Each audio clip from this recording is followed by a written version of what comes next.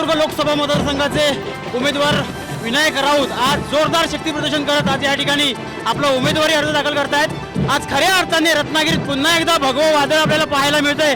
आपल्यासोबत आहेत शिवसेनेचे आमदार राजन साळवी, त्यांच्याकडे आपण जाणून घेऊया। साहेब, एक मोठं शक्ती प्रदर्शन आज इकडे पाहायला मिळतंय, काय सांगाल? 2024 सालच्या लोकसभा निवडणुकीमध्ये विनायकराव साहेबांनी हॅट्रिक साधणार हा आम्हाला विश्वास आहे आणि समोरचा उमेदवार पराभवाची हॅट्रिक साधणार हा आम्हाला विश्वास आहे। एकीकडे नारायण राणे हे शिवसेनेवर सातत्याने आरोप करतायत, कालही त्यांनी टीका केली, काय उत्तर द्याल त्यांच्या टीकेला?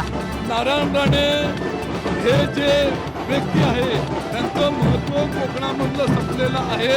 2024 सालच्या निवडणुकीमध्ये पुन्हा त्यांना पराभूत करून त्यांची जागा त्यांना दाखवणारा शिवसेनेबद्दल आम्हाला विश्वास आहे। 2024च्या निवडणुकीत पुन्हा एकदा नारायण राणेंचा आम्ही पराभव केल्याशिवाय शांत बसणार नाही, अशी भीष्म प्रतिज्ञा ज्यांना आपण कोकणचा वाघ म्हणून ओळखलं जातं ते शिवसेना आमदार राजन साळवी यांनी केलेली आहे। आपल्यासोबत आहेत शिवसेनेचे आमदार भास्कर जाधव हे देखील आपल्यासोबत आहेत। आपण त्यांच्याशी देखील बातचीत करणार आहोत। साहेब, आज मोठं शक्ती प्रदर्शन शिवसेनेकडे करण्यात आलंय, असं आहे की निवडणुकीच्या आचारसंहितेच्या बंधनामुळं अनेक बंधन आहेत की ज्यामुळं गर्दी करता येत नाही, परंतु आज विनायक राऊतांचा फॉर्म भरण्याकरता तरुण, वयोवृद्ध, मध्यमवर्गीय सगळ्या जाती धर्माचे लोक आलेले आहेत। यावरून 4 जून ही केवळ मतमोजणीची औपचारिकता आहे।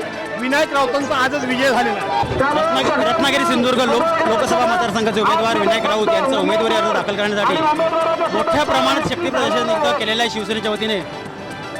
आता आपल्यासमोर बोलण्यासाठी आहेत माजी आमदार संजयराव कदम। संजयराव, एकीकडे अनंत गीतेने, दुसरीकडे विनायक राऊत, काय सांगायला दोघांना? रायगड रत्नागिरी आणि रत्नागिरी सिंधुदुर्ग या दोन्ही जिल्ह्याचे उमेदवार, इंडिया आघाडीचे उमेदवार अनंत गीते रायगडमध्ये, रत्नागिरी सिंधुदुर्गमध्ये विनायकजी राऊत आणि विनायकजी राऊतांची आज रत्नागिरी सिंधुदुर्गमध्ये रत्नागिरी जिल्हाधिकारी कार्यालयामध्ये जे भव्य मिरवणूक आलेली आहे त्याच्यातच त्यांचा विजय दिसून या ठिकाणी आलेला आहे आणि 100% विनायक राऊत आज जिंकल्याची त्यांची विजय मिरवणूक आज या ठिकाणी निघालेली आहे। खासदार विनायक राऊत यांची विजयी मिरवणूकच या ठिकाणी निघालेली आहे असं मत माजी आमदार संजय कदम यांनी व्यक्त केले। कॅमेरामन दीपक मोहितेसह प्रशांत पवार, टाइम्स डिजिटल, रत्नागिरी। हो, आणलं कार्ड आणले।